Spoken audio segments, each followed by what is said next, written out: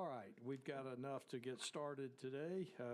We're going to start, I guess this is my 2-year term, Representative Baker, to chair this esteemed group. And thank you for the 2 prior years of the quadrennium and the good job you did. That being said, I think unless another member has a comment, we'll go ahead and get Secretary McNair, and you're ready?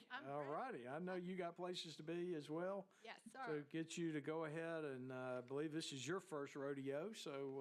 Yes, actually my second. Second? Did you do it last year? I did, but Okay. I had been in my chair maybe, 13 minutes by the time I had to appear before this group. So I'm excited to be able to present a report that I was a little more engaged and involved with. So if you're ready. Okay. Again, thank you for giving us the opportunity to present. We are really excited to present these great news. On that first page there of that map, you'll see the entire list or the entire map of the state showing the over 220 projects that announced last year in the state of Alabama. And the distribution of those. I thought that is really important for you to see. That represents over $4 billion in capital investment. And for a typical election year, that is a very strong, really strong report. So on the next page, you'll see we did use our jobs incentives for 15 of those projects. So I wanted you to understand that we are really being prudent and discerning with which projects we're using these state incentives for. So those projects represented about $1.5 billion, and you can see the breakdown by sector there, representing about 2,000 jobs. Let me ask you a question. Yes. Madam Secretary. You say we're being discerning. Could you give me an example? Of course, don't want to name, probably don't even have a name in industry, of one that maybe you passed on that we said, we don't want incentives on this, well, if you can. I think a lot of it has to do with the modeling, and we have an awesome team that are modeling, and I do want to introduce our team here. I think everybody knows Erica McKay, our general counsel, Angela Teal, our deputy secretary, Rachel Mador, who leads our business intelligence group, Shelley Shores, that leads our compliance team, and of course, y'all all know Stephania, who obviously works external affairs. So the modeling is very crucial. They have to show a return to the state. And we work very closely with the locals that we are asking them to also participate. So if they truly want this industry, we're asking for them to step up with some incentives of their own and not just depend on the state itself. So a lot of times it's a negotiation between the locals and the state as if we need to use these incentives. Now, we do have a lot of other incentives that we can use, like the abatements, AIDT, the industrial access, seeds, and growing. So we have these other incentives that we can use, and we'll negotiate with them to see what's the best package to put together. But we're looking that these wages are higher than the average wages in the area, and that there's a positive return on investment to the state. That's the criteria. Representative Baker. Thank you, Mr. Chairman. I'll just make a just quick comment on 2 different areas. One would be the original Jobs Act created back in 2015 does require that there be a net positive gain to the state in the modeling and all. So, absolutely. So very much appreciative of that being enforced. The other thing I would mention, going back to the map, the very first map that you had mentioned on that, looking at the targeted counties across the state. That's something that we oftentimes have questions arise about that either in this committee or elsewhere and such. And it's very refreshing, gratifying to me to see the number of targeted counties that are included as part of that on the map. Okay, Thank you so much. That's a real effort for us, especially this year. All right, moving to the next. These are the active, the map just showing, of course, the active jobs act projects for this year. So the following page, a quick explanation, obviously, of the jobs credit and the investment tax credit. And we have here the investment tax credits for 2024, the jobs credit with the total, and then the estimated, because of course none of these have been placed in service yet, the estimated performance of the Jobs Act incentives. So we're looking at a 50% estimated 10-year return on investment and 176% investment return on investment for the 20-year. So we are meeting those goals of a positive return on investment for the state. Now I'm really excited to be able to share with you some real numbers, because as you just referenced, this act became law in 2015. So we now have 10 years of experience with this program. This first map here is all the projects that have announced. Almost 3,000 projects have announced in the state of Alabama over the last 10 years, representing almost $68 billion. So great work by the Commerce team and the local EDOs. Obviously, this is incredibly great work by that team. And the next page that I'm showing is, I told you $7 billion was really strong for an election year. And I have listed year by year the total capital investments, and I've highlighted in gray those election years. And typically on those years, there's kind of a waiting on the sidelines a little bit to let change happen. But we did have a robust year this year and was glad to see that. And a lot of that was driven by our existing industries. But I will remind you that a lot of the existing industries are very competitive. We have to compete hard for those also. So again, I've just broken down. There are 224 active Jobs Act projects currently in place for the last 10 years. And you've got the breakdown by sector. That's a little over $25 billion in CapEx, with almost 40,000 jobs that this program has been engaged with and responsible for. And then again, that 200 plus, 224 plus projects are broken out there on the map for the 10-year look.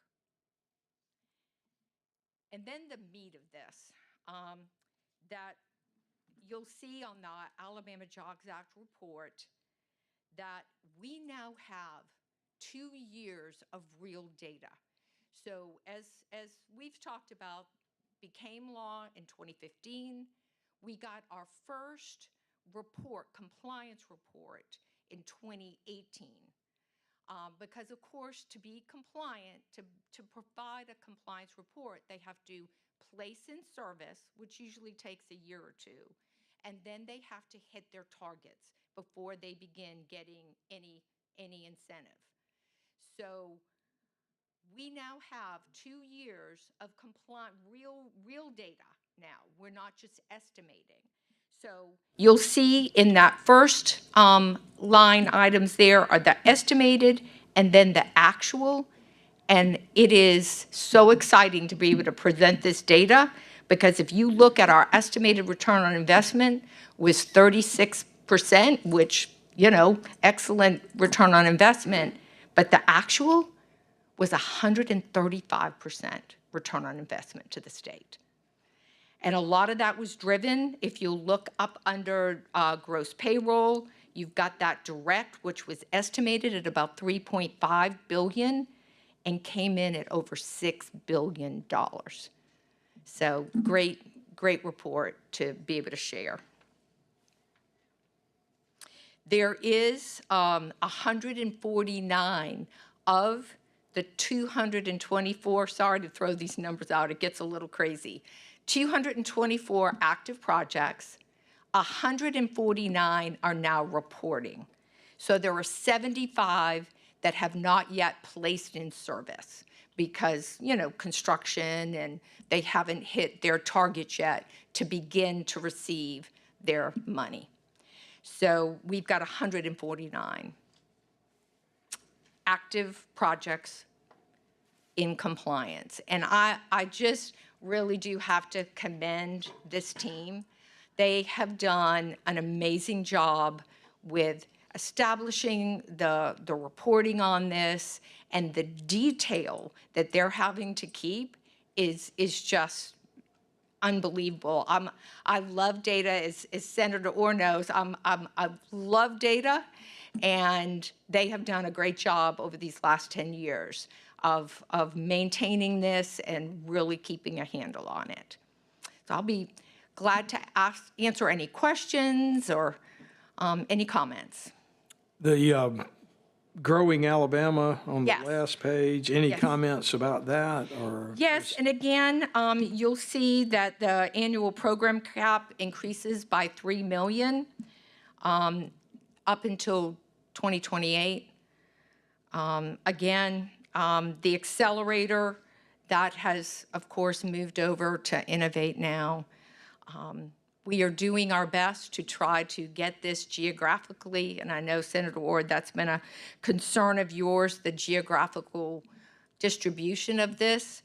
I can tell you, we do scrutinize these projects pretty well, but we have not in the past had the amount of applications from North Alabama that we've had, but that is picking up, and I've had conversations with the TVA team the last couple of weeks and encouraging them to please promote this and with all of their project managers and at the highest levels. I've been assured that they're going to do a better job of promoting this. They do have a program that's similar to SEEDS, so some of the North Alabama communities do SEEDS and then the TVA SEEDS program. So they do have a couple of alternatives other than growing. But I have had conversations with John Bradley and the leadership team up there about promoting this better throughout the North Alabama TVA district. Thank you. Any questions of the Secretary? All right, Representative Baker. Just one thing, do you have, I know this is right at 2 years in, I think, for you. 14 months. Okay, well. Not that I'm counting. I guess I was rounding up maybe on that. So with this, are there any particular, I know former Secretary Canfield is very good to try to provide any types of recommendations or tweaks going forward. Is there anything now in your, I guess, somewhat relatively new tenure then that you have in regards to the Jobs Act or any of the revisions we've made since? Really, it's the 10 years has really, this team has really gotten this down to a fine-tooth, moving machine. We're always looking for ways to improve as far as just communication with our clients and with our local EDOs and even among our team members, always looking for improvements. But as far as the program is concerned, it appears to be working, very well. We do have other legislation, is I'm sure you're aware, to try to provide some other funding. So we are, really trying to be robust and aggressive with our economic development program. And we're excited that hopefully this will come before the Senate, our bill will come before the Senate that will give Commerce another tool to use. Of course, the AGA that we got last year from the Working in Alabama has been an amazing tool for us. So we're always looking to I'm afraid the staff will say I've thrown a lot of change at them over the past 14 months, but hopefully most of it is very positive. Well, thank you so much, Madam Secretary. We much appreciate you, your leadership, your team. And now looking at the 10-year data that's come in, it's very then exciting for us to look back and see that it is sort of the proof's in the pudding. So thank you so much. Thank you. Anyone else? So good to see my Montgomery friends here. I was so glad last year's I, came in, like I said, at 13 minutes, and I had two of my Montgomery friends here. It was very, very calming. So good to see you again. Thank you. I just want you to do one thing. Yes, sir. If you see former Secretary Canfield, tell him that you came in 18 minutes, you wowed this committee so much and bedazzled us, and you were gone in 18 and a half minutes, and just see what he says. So thank you, Secretary McNair. We are adjourned. Thank you. I do have one more, and I don't want to embarrass, but I'm going to ask Deputy Secretary Angela Teal to step up for a minute. I'm going to embarrass her. We'll participate in the embarrassment process. Her leadership through 40 years of service to the state is just 35. 40 years. 35. She has announced her retirement in May. So I asked her if I could phone a friend next year, to do this reporting. I just want to thank her publicly and in front of this committee. This has been her, her blood, sweat, and tears is into this program. And we are all reaping the benefits of that now. But I just wanted to publicly thank her and just tell her we're going to miss her greatly. So. Thank you. Thank you, Angela, for your years of service. Seriously. I know we gave you a lot of hardships along the way. All right. We are adjourned. Thank you, Secretary.